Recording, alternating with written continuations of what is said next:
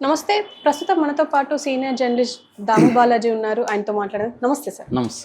Sir, Gorantla మాధవ్‌ని పోలీసులు కొట్టారు అని చెప్పేసి ఒక థియరీ వార్తల్లో ఉంది.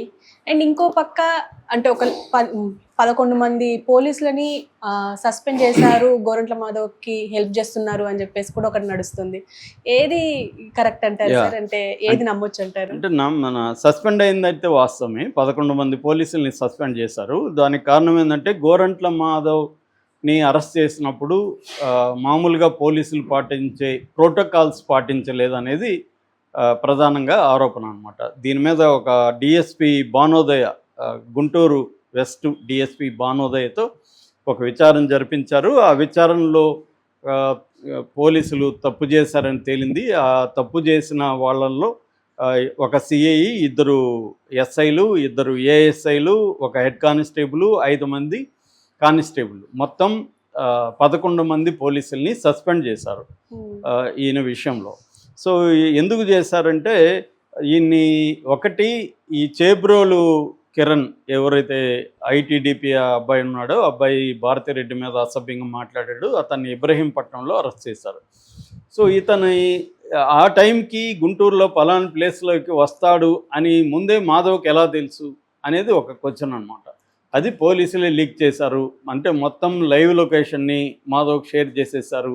సో ఈ లైవ్ లొకేషన్ పట్టుకొని మాధవ్ కరెక్ట్గా ఆ టైంకి అక్కడికి వచ్చి దాడి చేయగలిగాడు అనేది నెంబర్ 1. రెండోది, దాడి చేసి అతను వెహికల్లో కిరణ్ని కొట్టాడు. కొడుతుంటే వీళ్ళు అంతవరకు ఎందుకు రానిచ్చారు అతన్ని, అది ఎలా సాధ్యం అనేది సెకండ్. థర్డ్ ఏమంటే అతన్ని అదుపులోకి తీసుకున్నప్పుడు వీళ్ళు గుంటూరు మన గవర్నమెంట్ హాస్పిటల్కి తీసుకెళ్ళినప్పుడు మామూలుగానే వీళ్ళు అరెస్ట్ చేసినప్పుడు అతని దగ్గర ఫోన్లు అవన్నీ సీజ్ చేస్తారు. ఫస్ట్ సీజ్ చేసిన తర్వాత గుంటూరు గవర్నమెంట్ హాస్పిటల్లో ఉన్నప్పుడు అతని దగ్గరికి ఒక వైసీపీ నాయకుడు వచ్చి ఫోన్ ఇస్తే ఆ ఫోన్లో నుంచి ఎవరికో కాల్ చేశాడు. సో దీన్ని ఎలా అలో చేశారు, ఆ కాలు ఎవరికి వెళ్ళింది, ఆ కాలు జగన్కి వెళ్ళిందని కూడా ఒక వార్త వస్తుంది. సో ఆ ఫోన్ ఎందుకు వీళ్ళు తీసుకొని అప్పుడే పరీక్షించలేదు, ఎవరికి కాల్ చేశారు, ఆ నెంబర్ ఏంటి నోట్ చేసుకోవాలి కదా, అది ఎందుకు చేయలేదు. దాని తర్వాత ఇతన్ని అక్కడి నుంచి యాక్చువల్గా నల్లపాడు పోలీస్ స్టేషన్కి ఫస్ట్ తీసుకెళ్లారు. అక్కడి నుంచి గుంటూరు గవర్నమెంట్ హాస్పిటల్, అక్కడి నుంచి ఎస్పీ ఆఫీసు, అక్కడి నుంచి కోర్టు. ఇది పద్ధతి అనమాట. సో నల్లపాడు నుంచి తీసుకెళ్ళినప్పుడు గుంటూరు వైద్య పరీక్షలు జరిగినాక వీళ్ళ 5 మంది ప్లస్ ఇతను 6 మందిని అరెస్ట్ చేశారు. ఇతను అనుచరులు 5 మంది. వాళ్ళందరికీ ముసుగులు వేసి మీడియా ముందు పెట్టారు, కానీ ఇతనికి ముసుగేలా. ఇతను దానికి అడిగితే అతను చిందులు దుక్కాడు. నేను పోలీస్ ఆఫీసర్ని, ఒకప్పుడు నేను ఎక్స్ఎంపీని, నాకే ముసుగేస్తారా అన్నాడు. కానీ వీళ్ళు ప్రోటోకాల్స్ ప్రకారం ముసుగేసి పెట్టాలి. ఎందుకంటే చేబ్రోలు కిరణ్ను కూడా ముసుగేసి పెట్టారు. యాక్చువల్గా తెలుగుదేశం వాడైనప్పటికి కూడా అతన్ని ముసుగేశారు. అలాంటప్పుడు ఇతనికి ఎందుకు వేయలేదు అంటే ఇతనికి కావాలనే ఇతన్ని వదిలిపెట్టారు అనేది ఒకటి. అట్లాగే కోర్టు దగ్గర కూడా ఇతను వెహికల్ దిగి నేరుగా వీళ్ళ అధీనంలో ఉండి వీళ్ళు తీసుకెళ్ళాలి. అది కాకుండా అతను ఏదో స్వతంత్రంగా వచ్చినట్టు కోర్టులోకి వెళ్ళిపోయాడు. సో దాన్ని ఎలా అలౌ చేశారు, ఇలాంటి అనేక అవకతవకలు జరిగాయని చెప్పి దీని మీద భానోదయ డిఎస్పీతో కమిషన్ వేసి ఆయన ఆధ్వర్యంలో విచారణ జరిపి 11 మందిని అయితే సస్పెండ్ చేశారు. సో ఇదొక విచిత్రమైన వ్యవహారం. రెండవ వ్యవహారం ఏంటంటే ఇతన్ని కొట్టారు, జైల్లో కొట్టారని, నల్లపాడు పోలీస్ స్టేషన్లో కొట్టారని ఒక ఆరోపణలు అయితే బయటకు వచ్చాయి. అయితే ఆ స్పాట్లో మాత్రం ఒక పోలీస్ ఆఫీసర్ ఇతన్ని కొట్టాడు అనేది అయితే ప్రముఖంగా మీడియాలో కూడా రాశారు, తెలుగుదేశం పత్రికలు కూడా రాశాయి. ఎందుకంటే ఇతను విపరీతంగా రెచ్చిపోతున్నాడు, పోలీసుల మీదకి వెళ్తున్నాడు, ఒక కానిస్టేబుల్ కూడా గాయపడ్డాడు, తోసేస్తున్నాడు, అలాగే వ్యవహరిస్తున్నప్పుడు వాళ్ళు ఒక చెంపదెబ్బ కొట్టారు ఇతన్ని కంట్రోల్ చేయడానికి అనేది మాత్రం చాలామంది రాశారు.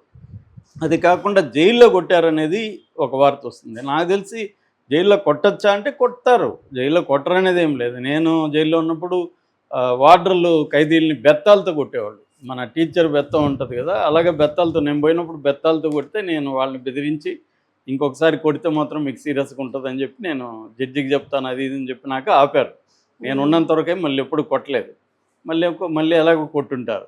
సో కొట్టడం అనేది కామన్ ఖైదీలను. ఎందుకంటే మామూలుగా అక్కడ జైళ్ళల్లో ఎక్కువ మంది ఎవరు ఉంటారు, ఎస్సీ ఎస్టీ బీసీ గిరిజన, వీళ్ళే ఎక్కువ మంది ఉంటారు.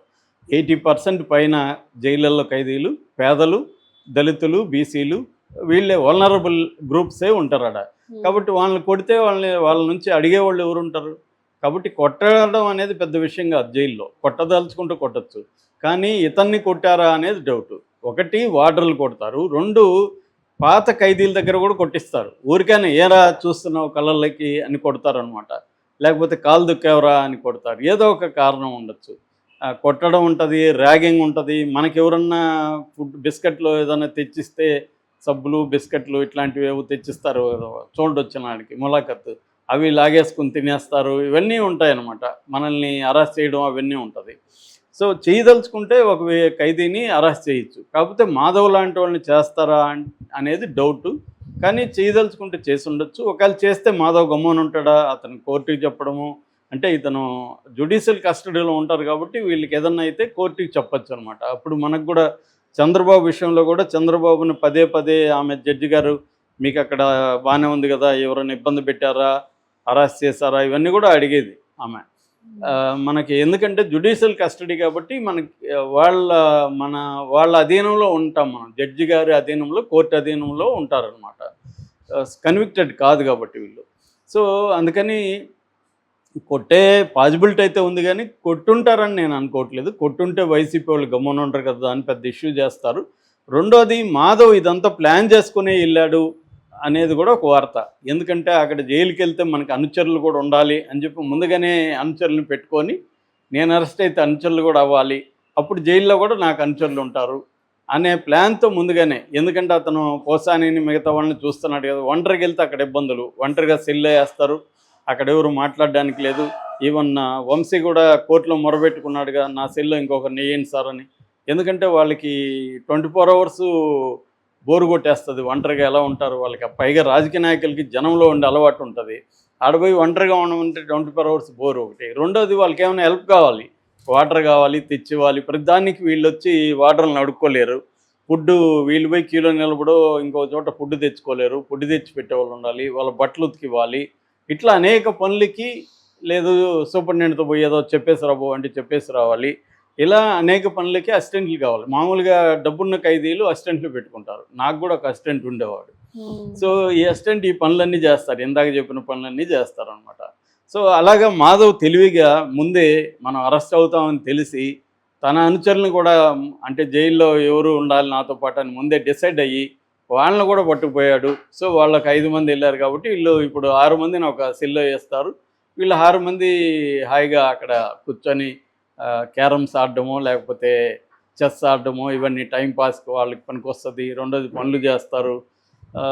ఇది చెబుతున్నారు. అది కొంత వాస్తవమే ఉండొచ్చు. ఎందుకంటే అతను సిఐగా పనిచేశాడు. అతనికి జైళ్ళు, పోలీసులు, కోర్టులు ఇవన్నీ ఆల్రెడీ అనుభవం ఉంటుంది. ఎట్లా ఉంటుంది ఏంటి, దీన్ని మనం ఒకవేళ వెళ్తే ఏం జరగచ్చు, మనం ఎలా ఉండాలి, ప్లానింగ్ అది ఉండొచ్చు ఆయనకి. మిగతా వాళ్ళకంటే ఈయనకి ఎక్కువ నాలెడ్జ్ ఉంటుంది.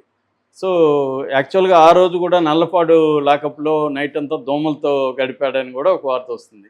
అంటే అనేక మందిని లాకప్లో పెట్టిన మాధవ్ తనే లాకప్లోకి వెళ్ళాడని.